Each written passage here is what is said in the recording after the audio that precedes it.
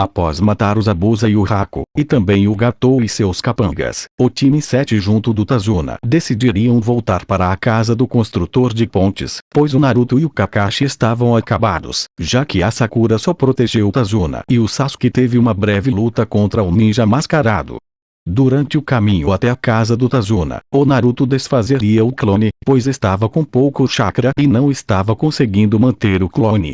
Após desfazer o clone das sombras, as memórias do clone viriam para o loiro, então ele descobriria que dois capangas do Gatou tentaram sequestrar a filha do Tazuna, mas o clone conseguiu derrotar os dois, e teria amarrado eles e deixado fora da casa, e depois de descobrir sobre isso, ele contaria ao Kakashi.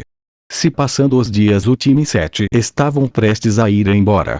Jamais teríamos terminado a ponte sem vocês, mas vamos sentir falta de vocês. Após o Tazuna dizer isso, a filha dele diria: cuidem-se todos, e o Kakashi responderia da seguinte maneira: obrigado por tudo. E olhe, não se preocupem, ainda vamos nos encontrar com vocês, voltaremos logo em breve. Após o Naruto dizer isso, o Inari começaria a chorar, e depois diria: você promete? É claro, diria o Naruto quase chorando. E depois eles partiriam de volta para Konohagakure, e nessa teoria o nome da ponte será a Ponte 7. Se passaria alguns dias, eles já teriam chegado em Konoha. Após a chegada do time 7 em Konoha, o Kakashi daria o relatório para o Sandaime, que daria um dia de descanso para eles. Após esse um dia de descanso, eles voltariam a fazer missões de rank baixo, isso deixaria o Naruto frustrado. Se passando algumas semanas, o Kakashi marcaria de se encontrar com seu time. Bem, a Sakura e o Sasuke já devem estar lá, mas como eu não sou idiota, eu vou dar uma volta por Konoha, pensaria o Naruto saindo de casa. Se passando 2 horas, o Kakashi já teria chegado no local onde 2 integrantes do seu time estavam. Cadê o Naruto? Perguntaria o Kakashi aparecendo no local, e assustando a Sakura. A Sakura gritaria que o Kakashi estava atrasado, mas depois responderia ao albino dizendo que o Naruto ainda não teria chegado. Eles esperariam por alguns minutos, até o Naruto chegar onde seu time estava, e para variar a Sakura gritaria com ele, mas ele apenas ignoraria, e depois eles fariam mais uma missão. E depois seguiria normalmente com o Naruto se encontrando com o Konohamaru e seus amigos, e eles trocariam alguns diálogos. Depois de uma pequena conversa eles se separariam. O Naruto estava andando por aí, até que ele veria um ninja com uma bandana de Tsunagakure segurando o Konohamaru pelo seu cachecol. O Naruto gritaria o nome do Konohamaru e se aproximaria dele. Pare com isso, Kankuro, ou vai se lamentar depois, diria uma garota loira com uma bandana de Tsunagakure. Eu acho bom você ouvir a sua amiguinha aí, falaria o Naruto. Não seria mal nós nos divertimos até que chegue o outro, o Kankuro diria isso erguendo ainda mais o Konohamaru.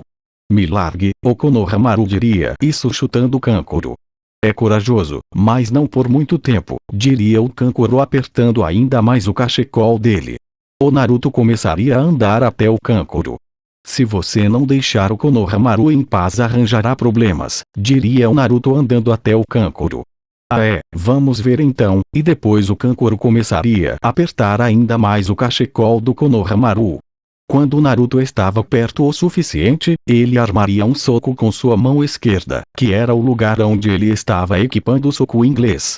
E depois daria um soco de esquerda no queixo do Kankuro, assim jogando ele longe, mas rapidamente ele se levantaria, mas estava um pouco tonto, ele mesmo meio tonto iria atacar o Naruto, mas ele receberia uma pedrada na cara lançado pelo Sasuke que estava em cima de uma árvore. Ele olharia onde teria vindo aquela pedra, e veria o Sasuke com outra pedra na mão. Ei você, desça aqui, mas o Sasuke apenas ficaria encarando o Kankuro. Você é do tipo de sujeito que eu mais detesto, só tem palavras e nada para mostrar. O Kankuro diria isso sacando a marionete que estava em suas costas. Ei, você quer usar o cara azul por isso? Perguntaria a Temari surpresa. O Kankuro colocaria a marionete no chão, mas uma frase fez ele se tremer de medo. Pare agora, Kankuro, diria um ruivo aparecendo de cabeça para baixo de um galho da mesma árvore que o Sasuke estava. Essa frase fez o Sasuke se assustar.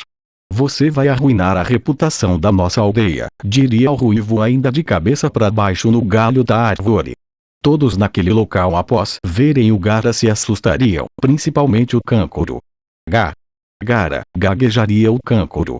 Quando é que ele chegou ali, silencioso, igual ao Kakashi-sensei, pensaria o Sasuke olhando pro Gaara. Me escute, cara, foram eles que nos desafiaram, foram eles que começaram tudo, é sério, diria o Kankuro assustado.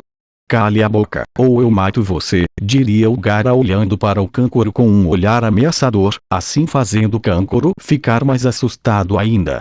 Está bem, não acontecerá novamente, desculpe, foi minha culpa, diria o Kankuro se acalmando. Depois o Gaara olharia para o time 7 e diria: desculpe, pelos problemas que ele causou. Esse cara tem um olhar maligno, pensaria o Sasuke. Ele atingiu o Kankuro com uma pedra com uma grande facilidade, e ainda outro conseguiu derrubar o Kankuro com apenas um soco, e fizeram isso parecer fácil. É bom eu ficar de olho neles, principalmente no loiro, pensaria o Gaara. Depois o Gaara se transformaria em areia e apareceria no chão na frente de seus irmãos e diria: vamos embora, nós não viemos aqui para nos divertirmos. E depois do Gaara dizer isso, o Kankuro responderia assim: está bem, claro, entendi, diria o Kankuro se virando junto de seus irmãos, e depois eles começariam a ir embora. Vocês, esperem, diria Sakura. O que é? Perguntaria a integrante do time do Gaara. Pelas suas bandanas eu estou vendo que vocês vêm da Vila da Areia, o país do fogo e do vento. São aliados, mas nenhum shinobi pode entrar em outra aldeia sem permissão explícita, responderia Sakura. Então expliquem a visita de vocês, e direitinho, e depois da Sakura dizer isso os três se virariam novamente. É mesmo, vocês moram em outro país, não sabem o que está acontecendo, nós temos permissão, e depois da ninja de Tsunagakure dizer isso ela levantaria a permissão dela. Vocês têm razão, somos genins da aldeia da areia, nosso lar é o país do vento, e viemos aqui para fazer o exame Chunin, entenderão, diria a Temari. E depois o loiro perguntaria o que era o exame Chunin e o Konohamaru diria que era a prova que todo genin tem que fazer para se tornar um Chunin. Depois eles voltariam a ir embora, mas o Sasuke pularia no chão e perguntaria o nome deles, e o Gaara como originalmente diria o nome dele e de seus irmãos, e depois ele perguntaria o nome do Sasuke e do Naruto, e os mesmos diriam. Se passando alguns dias depois desse ocorrido com o time de Tsunagakure, o time 7 estava esperando o Kakashi chegar, pois ele teria marcado de encontrar eles naquele local. É isso que dá chegar cedo, tenho que esperar 2 horas até o sensei chegar, pensaria o Naruto.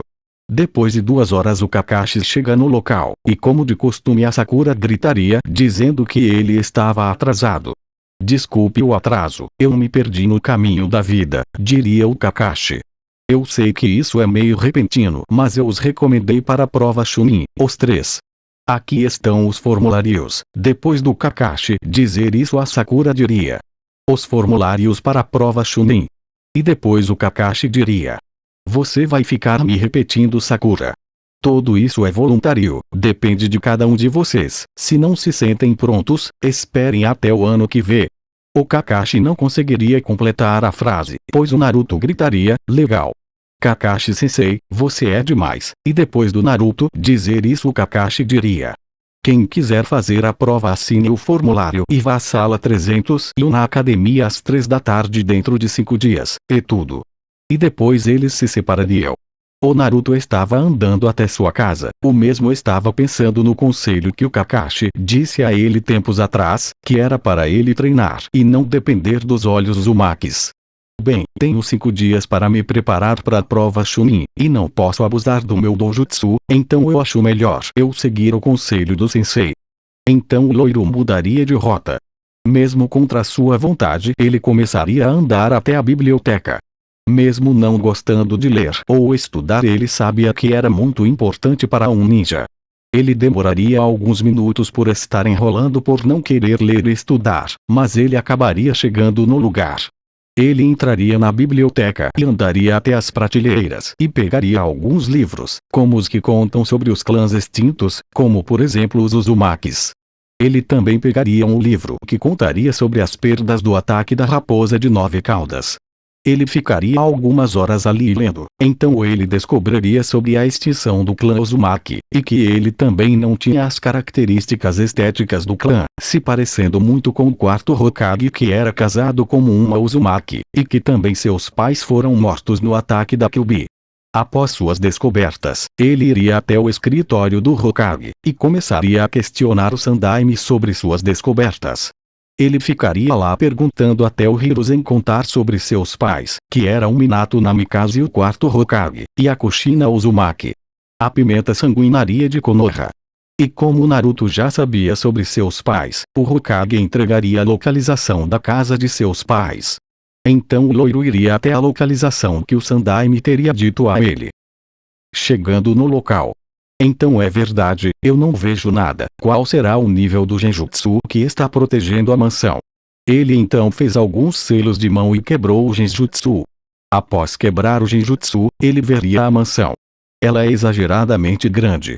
Por que uma mansão tão grande se só 2 pessoas moravam aqui? Pensaria o Naruto. Após ficar alguns minutos ali vendo a mansão, ele decidiria entrar na mansão que seus pais moravam antes de morrerem. Ao entrar na mansão, ele viu uma foto de seus pais, que fez cair algumas lágrimas de seus olhos. Então ele começaria a explorar a casa. Depois de alguns minutos explorando, ele acabaria entrando em um escritório que provavelmente era de seu pai. Lá dentro do escritório, ele acabaria achando alguns pergaminhos com alguns jutsus que pertenciam a seu pai. Como por exemplo, o Hiraishin, o Rasengan e o Deus Voador do Trovão Passo 2. Então o Naruto, além de se mudar, agora ele começaria a treinar os jutsus de seu pai. O loiro tinha 5 dias para aprender os jutsus antes do exame Chunin começar, mas como ele é excelente em criar formas de se aprender jutsus, ele demoraria apenas 2 dias para aprender o Hiraishin, e mais 3 dias para aprender o Deus Voador do Trovão Passo 2. Ele também pegou algumas kunais do Minato que estavam junto dos pergaminhos. Um relâmpago amarelo, veloz como um trovão, é melhor ficar esperto. Ninguém supera na velocidade Minato Namikaze, o quarto Hokage.